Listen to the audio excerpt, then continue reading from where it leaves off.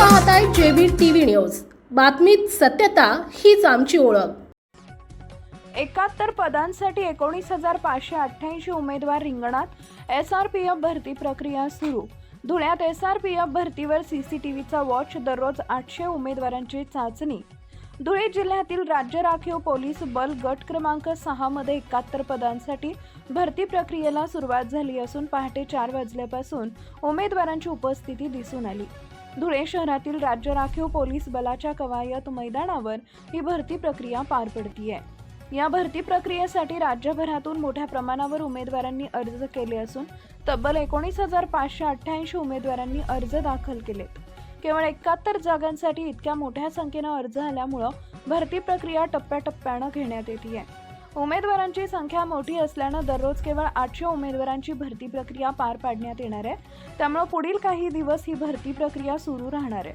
पहाटेपासूनच हजारो उमेदवार कवायत मैदानावर दाखल होत असल्याने परिसरात मोठी गर्दी पाहायला मिळते। भरती प्रक्रियेदरम्यान कोणताही गैरप्रकार होऊ नये यासाठी प्रशासनाने विशेष खबरदारी घेतली आहे। संपूर्ण भरती प्रक्रिया सीसीटीव्ही कॅमेऱ्यांच्या देखरेखीखाली पार पडणार असून प्रत्येक टप्प्यावर काटेकोर नियंत्रण ठेवण्यात येत आहे। दरम्यान धुळे शहरातील तापमान सध्या 39 अंश सेल्सिअस पर्यंत पोहोचल्यामुळे उमेदवारांना उन्हाचा त्रास होऊ नये म्हणून कवायत मैदानावर मंडप उभारण्यात आलाय।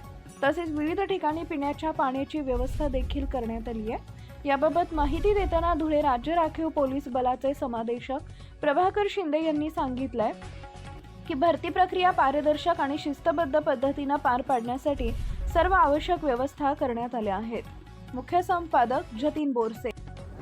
नमस्कार, मी समादेशक प्रभाकर शिंदे। सन 2024-25 मध्ये गट क्रमांक 6 धुळे येथे 71 पदांच्या भरतीची आज प्रक्रिया सुरू झालेली आहे।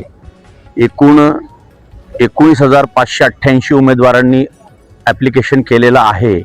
पैकी आम्ही आज 800 उमेदवार बोलवलेले आहेत आणि संपूर्ण भरती ही सकाळी 4 वाजेपासून सुरू करण्यात आलेली आहे।